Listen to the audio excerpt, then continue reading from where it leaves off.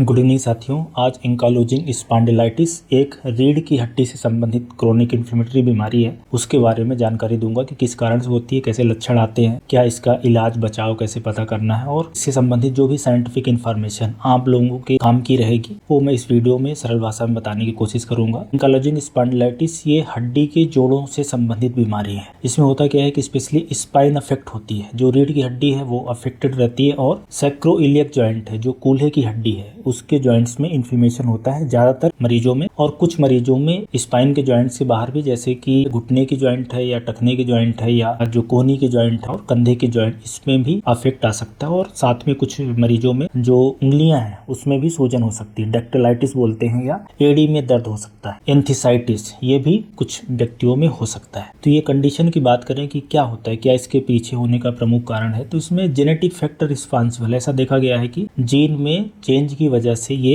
होता है। ये ऐसे व्यक्तियों में देखी जाती है जिसमें HLA-B27 जीन पाया जाता है, उन व्यक्तियों में ये सामान्यतः देखी जाती है। अब ध्यान देने वाली बात यह है कि HLA-B27 जीन लगभग 6 से 7% लोगों में पॉजिटिव रहता है। तो जितने लोगों में HLA-B27 जीन पॉजिटिव रहता है, सारे लोगों को एंकालोजिंग स्पॉन्डिलाइटिस नहीं होता, बल्कि कुछ परसेंट में होता है। जितने भी एंकालोजिंग स्पॉन्डिलाइटिस के पेशेंट रहते हैं उसमें से 90 से 95% लोगों में HLA-B27 जीन पॉजिटिव रहता है। और बहुत सारे ऐसे पेशेंट रहेंगे जिसमें HLA-B27 पॉजिटिव रहेगा लेकिन ये एंकालोजिंग स्पॉन्डिलाइटिस नहीं होगी। और कुछ एक परसेंट ऐसे भी लोग हो सकते हैं जिनमें एंकालोजिंग स्पॉन्डिलाइटिस बीमारी हो लेकिन HLA-B27 जीन पॉजिटिव ना हो। ये डायग्नोसिस में काम आता है ये जीन, इसके लिए मैंने इसको थोड़ा सा एक्सप्लेन कर दिया है। तो ये क्रोनिक इन्फ्लेमेटरी कंडीशन है। शरीर में क्या होने लगता है कि इन्फ्लेमेशन इन जॉइंट्स में इंड्यूस होने लगता है। कारण नहीं पता है लेकिन ये ध्यान रखें ऑटो इम्यून डिजीज नहीं है। ऑटो इम्यून डिजीज बहुत तरह की होती है, जैसे कि रूमेटॉइड आर्थराइटिस होती है हड्डी के या जॉइंट से संबंधित, पर ये ऑटो इम्यून नहीं, इसमें एंटीबॉडी कोई नहीं बनती बल्कि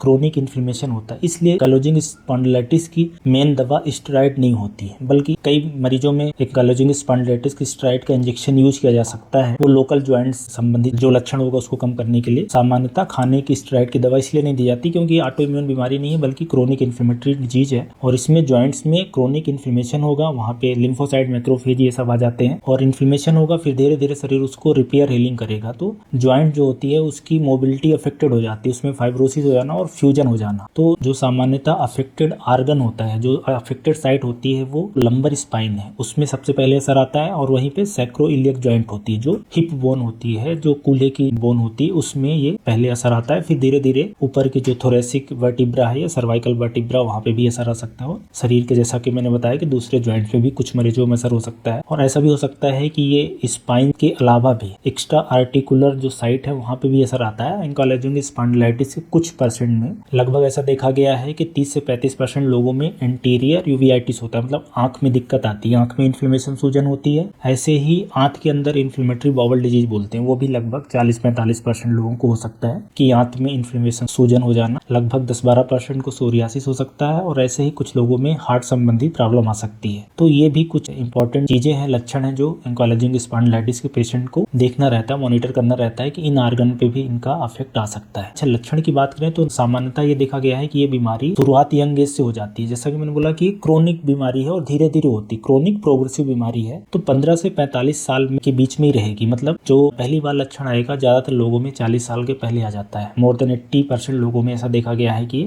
40 के पहले आ जाता है। हड्डी संबंधित बहुत सारे गठियावाद की बीमारी होती है जिनका कुछ कम उम्र में हो जाती है, कुछ मिडिल एज में होते हैं, कुछ ओल्डर एज में आते हैं। ये एक ऐसी बीमारी है जो अर्ली एज में एडोलसेंट से ही स्टार्ट हो सकती है और पुरुषों में महिलाओं के मुकाबले 2 गुना ज्यादा रहता है। ये एक इम्पोर्टेंट बात है जानने वाली। और इसमें सामान्यतः कमर दर्द से तकलीफ स्टार्ट होती है, कमर दर्द हो, कूल्हे में दर्द हो, और धीरे धीरे फिर जो दूसरे जॉइंट से वहाँ पे भी अफेक्ट हो सकता है। अच्छा, ध्यान ये भी देना है कि कुछ लोगों को ऐसा भी हो सकता है कमजोरी, थकान, बुखार, इस तरह के भी लक्षण आ सकते हैं क्योंकि ये क्रोनिक इन्फ्लेमेटरी कंडीशन है। और मेन जो प्रॉब्लम आती है कि स्पाइन की फ्लेक्सिबिलिटी डैमेज होती है, कम हो जाती है, तो उससे जो कमर दर्द है वहाँ से ही स्टार्टिंग होती है पेशेंट लक्षण की। और थोरेसिक वर्टिब्रा और सर्वाइकल वर्टिब्रा है उसमें भी इन्फ्लेमेशन होने से गर्दन में भी दर्द स्टार्ट हो सकता है।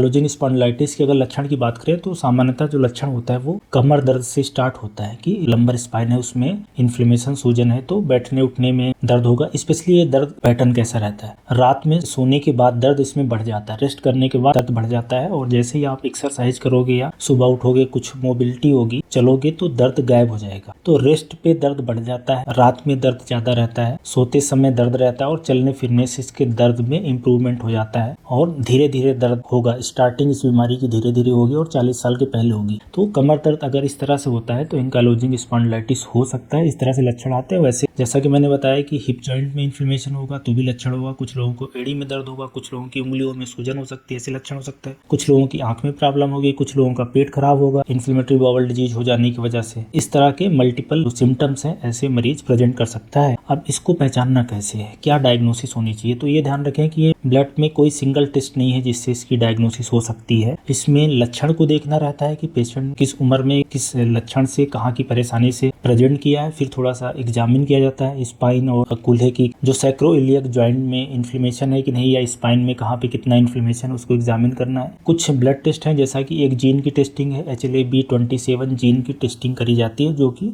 एंकाइलोजिंग स्पॉन्डिलाइटिस के, जैसा कि मैंने बोला कि 90 से 95% लोगों में पॉजिटिव आती है। तो ये सपोर्टिव डायग्नोसिस होगा। और inflammatory marker acute phase reactant जैसे कि CRP है, ESR, ये बढ़ा हुआ मिलेगा, और जिस जॉइंट का इन्वॉल्वमेंट होगा वहाँ पे इन्फ्लेमेशन के साइन एक्सरे और CT स्कैन और सॉफ्ट टिश्यू में MRI से देखे जा सकते हैं। तो इसकी डायग्नोसिस बनाना थोड़ा सा कठिन रहता है। रूमेटोलॉजिस्ट जो होते हैं उनसे आपको मिलना चाहिए, वो लोग इसके पूरे लक्षण को एग्जामिन करके, कुछ ब्लड टेस्ट करके, जीन के टेस्ट से और CT MRI एक्सरे की रिपोर्ट से फिर इसकी डायग्नोसिस बनती है कि ये एंकाइलोजिंग स्पॉन्डिलाइटिस है कि नहीं। कोई एक सिंगल टेस्ट नहीं है जिससे ये पता चल जाए। ट्रीटमेंट की बात करें तो ट्रीटमेंट के लिए ऐसी कोई भी दवा अभी उपलब्ध नहीं है जिससे इस बीमारी को 100% क्योर किया जा सकता है। जो भी इलाज होता है वो लक्षण पे कंट्रोल करना रहता है। एग्जामिन किया जाता है कि इन व्यक्ति में भी कितना सीवियरिटी का लक्षण है, किस किस आर्गन में कितना इन्वॉल्वमेंट हुआ है, उस तरीके से ट्रीटमेंट हर व्यक्ति का अलग अलग रहेगा। जैसा कि मैंने बोला कि ये क्रोनिक इन्फ्लेमेटरी कंडीशन है, तो इन्फ्लेमेशन, दर्द, सूजन रहेगी, तो उसके लिए जो दर्द की दवाइयाँ हैं, NSAIDs बोलते हैं, non steroidal anti inflammatory drug में जो दर्द की दवाइयाँ हैं वो चलती हैं। इसके अलावा आजकल कुछ नई दवा आती है, एंटी इन्फ्लेमेटरी बायोलॉजिक्स बोलते हैं, TNF रिसेप्टर इनहिबिटर बोलते हैं। जैसा कि मैंने शुरू में बताया था कि इसमें जो पैथोलॉजी जो इसकी होती है मेन की, इन्फ्लेमेटरी मार्कर बढ़ जाते हैं जॉइंट्स के आसपास, लिम्फोसाइट, मैक्रोफेज, ये सब आते हैं, तो TNF रिसेप्टर इनहिबिटर है। ये बायोलॉजिक दवाइयाँ हैं जिसमें एटानरसेप्ट और इस तरह की और भी आती हैं। वो दवाइयों के यूज से इन्फ्लेमेटरी वाला जो पोर्शन होता है उसको काबू पाना थोड़ा आसान हुआ है। और इसमें फिजियोथेरेपी का अच्छा रोल होता है, आपके एक्सरसाइज का अच्छा रोल होता है, साइकिलिंग, वॉकिंग, इसके अलावा योगा, स्ट्रेचिंग, मसल्स को मजबूत करना, मसल को स्ट्रेंथन करना, इस तरह के भी इसके ट्रीटमेंट ऑप्शन है। एक तो है कि आपकी लाइफस्टाइल में मॉडिफिकेशन करना है। एक दो और भी महत्वपूर्ण बातें हैं कि जैसे स्मोकिंग नहीं करना है, और दिनचर्या सही होना चाहिए, खाना भी सही होना चाहिए, वजन को थोड़ा नियंत्रित करे, और कुछ दवाइयों का सपोर्ट रहेगा। ये जितनी भी चीजें हैं ये सब सिम्टम्स पे कंट्रोल पाया जाता है कि बीमारी बिगड़े ना, जिस जॉइंट में इन्फ्लेमेशन है वो कम हो जाए, वो जॉइंट फ्यूज ना होने पाए, इस स्पाइन आपस में चिपकने ना पाए। जैसा कि मैंने बताया कि लास्ट में